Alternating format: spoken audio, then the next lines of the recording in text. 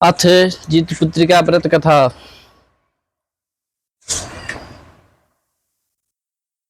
नर और नारायण को सरस्वती देवी तथा वेद व्यास जी को प्रणाम कर जय अर्थात शास्त्र पुराण कहे।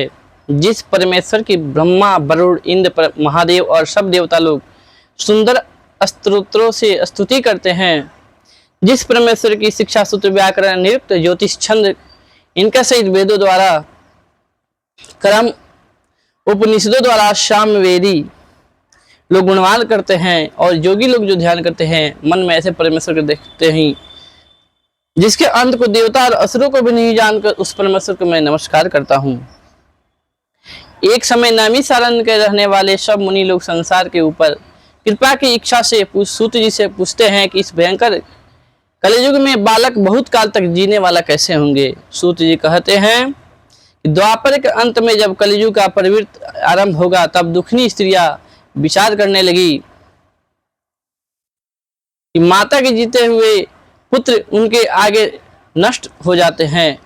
इसका निश्चय करके गौतम ऋषि के पास सब मिलकर स्त्रियां पहुंची। सुखपूर्वक महात्मा गौतम एकांत में बैठे हुए थे। उस समय उनकी आगे स्त्रियां नम्रता पूर्वक खड़ी होकर कहने लगी, इस भयंकर समय में इस प्रकार से तप रहते हुए भी हमारे लड़के हमारे आगे जीवित नहीं रहेंगे। हे प्रभु, यदि आप ऐसा कोई उपाय हो तो उसको बताइए। उन स्त्रियों का ऐसा वचन सुनकर गौतम जी कहते हैं कि जैसे मैंने पहले सुना है वैसे आप लोग सुने। महाभारत के युद्ध जब समाप्त हो गया, युधिष्ठिर बहुत दुखी हुए। अश्वत्थामा ने इनको पुत्रों को जब मार डाला तब इस शोक से घबराई हुई द्रौपदी मरे हुए पुत्रों को देखकर अपने सखियों के साथ महाराज धौम जी के पास गई। द्रौपदी जी कहती हैं कि हे ब्राह्मण श्रेष्ठ, किस उपाय करने से पुत्र दीर्घ जीवी रहेंगे, ये प्रसन्नता पूर्वक निश्चय करके कहिए। तब धौम जी कहते हैं कि पहले सतयुग में सत्य बोलने वाला, सच्चाई को रखने वाला, सबको समान दृष्टि से देखने वाला, दया से जीमुत वाहन नाम के राजा हुए। वह किसी समय अपने ससुराल को जाकर अपनी स्त्री के साथ रहने लगे। उस समय गांव में आधी रात के समय पुत्र शोक से घबराई हुई पुत्र शोक को पुनः देखने की आशा रहित एक दुखनी करुण स्वर में रुदन करने लगी। हाय, मुड़ बूढ़ी के आगे मेरा जवान पुत्र नष्ट होने जा रहा है। ऐसा उसका रुदन सुन करके दया के साथ युक्त राजा का हृदय फट गया। तब राजा वहां जाकर कहते हैं कि क्या इसका क्या कारण है। तब वह बोली कि हे राजन, रोज रोज इस गांव में आकर गुरु हर बच्चे को खा जाता है, आज मेरे बच्चे का बारी है। तब राजा कहते हैं कि तेरे पुत्र की रक्षा के लिए मैं यत्न अवश्य करूंगा। यह कहकर राजा स्वयं खुद वहां खाने का स्थान पर चले गए जहां गरुड़ जी आकर रोज सबको खा जाया करते थे। बड़े तेजस्वी गरुड़ ने जैसे ही राजा को देखा वैसे ही टूट पड़े। बड़े तेजस्वी गरुड़ ने बायां अंग जब खा लिया तब पासा फेंक कर राजा ने दूसरा अंग भी दे दिया। उसको देखकर गरुड़ ने पूछने लगे कि देव योनि में आप कौन हैं? हे वीर, आप मनुष्य नहीं हैं, अपने जन्म कुल को कहिए। इसके बाद राजा स्वयं पीड़ा से घबराए हुआ कहते हैं कि हे गरुड़, आप अपनी इच्छा के पूर्ण कीजिए, भोजन कीजिए, वैश्य के प्रश्नों के क्या मतलब। इस वाक्य को सुनकर गरुड़ ने उनको खाना छोड़ दिया। फिर आग्रह पूर्वक राजा के जन्म और कुल को पूछने लगे। राजा बोला कि मेरी माता रानी का नाम सभ्य है और पिता राज सलीवाहन है।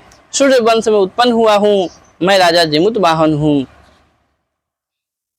इस दयालुता को देखकर राजा ने गरुड़ से जल्दी से बोला कि हे महाराज, जो आपके मन में हो वह सो वर मांगिए। राजा कहते हैं हे गरुड़, आप अगर मुझको वर देना चाहते हैं तो यही मांगता हूँ, जिनके पहले आपने आहार बनाया है वह सब जीवित हो जाए और फिर आप किसी भी जीव को ना खाए, यही मेरी प्रार्थना है।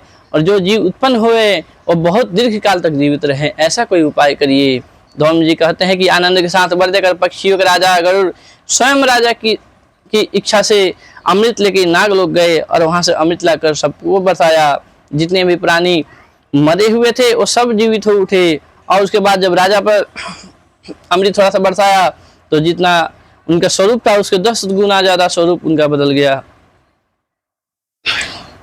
तब से राजा का शरीर पहले से दोगुना शोभित हो गया। राजा की दयालुता देखकर फिर गरुड़ जी कहते हैं कि दूसरा वरदान लोक हित की इच्छा से मैं स्वयं दे रहा हूँ। आश्विन मास में कृष्ण पक्ष की अष्टमी बड़ी शुभ है, सप्तमी से रहित वह आज है और तुम प्रजा को जिलाने वाले हो, इस कारण आज से यह दिन ज्ञानमय हो गया। श्री दुर्गा जी की मूर्ति का भेदभाव है जो तीनों लोकों में पूजनीय है। वत्स, आज अमृत लाने से इस अष्टमी का नाम जीत पुत्र का हुआ। जो दुर्गा है, इस अष्टमी की तिथि को जो स्त्रियां जीत पुत्र का पूजन करेंगी, कुशा का तुम्हारा रूप बनाकर श्रद्धा भक्ति के साथ पूजन करेंगे, उनका सौभाग्य की वृद्धि और वंश वृद्धि निरंतर होती रहेगी। हे महाराज, इसमें कोई संशय नहीं है। सप्तमी सहित अष्टमी जो है उसमें उपवास करे, जिसमें सूर्य नारायण उदय हो, वही अष्टमी है। पारण नवमी के दिन करे।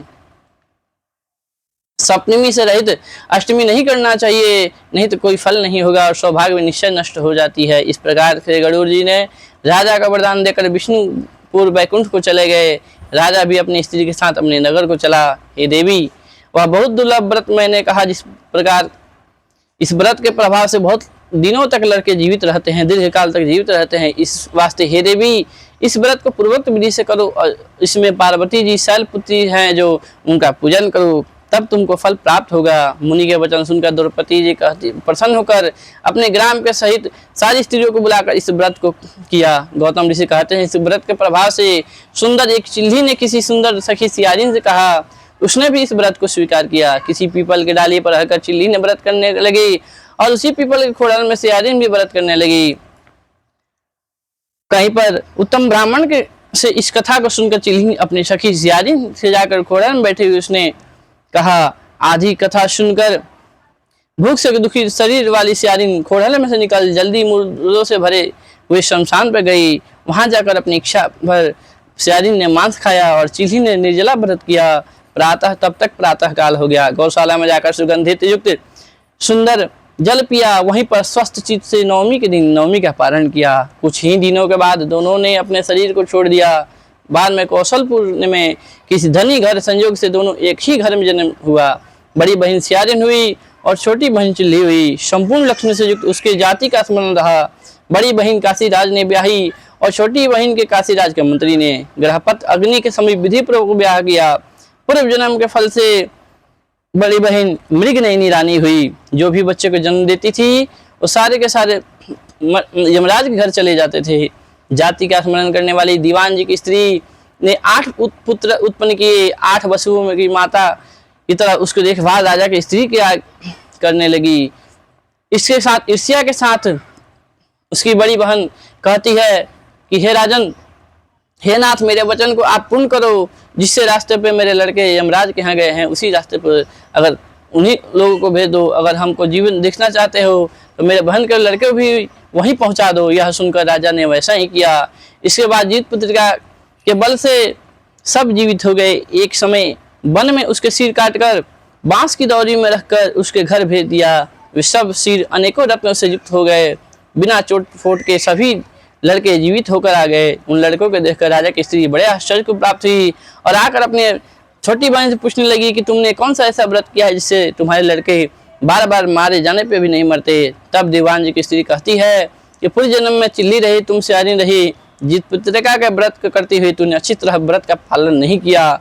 उसी दोष से है बहन, तेरे लड़के जीते नहीं हैं। मेरा व्रत नष्ट नहीं हुआ था, इससे लड़के मेरे जीवित रहते हैं। हे प्यारी, अब तुम और राजा साहब इस व्रत को करो। इस व्रत के प्रभाव से तुम्हारे पुत्र जीवित रहेंगे। हे भागवती, मैं सच कहती हूँ।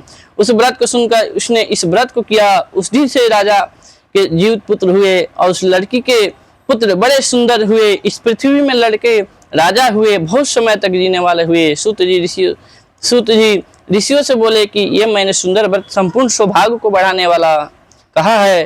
पुत्रों को दीर्घ जीवित की इच्छा वाली स्त्रियां इस व्रत को अवश्य करे।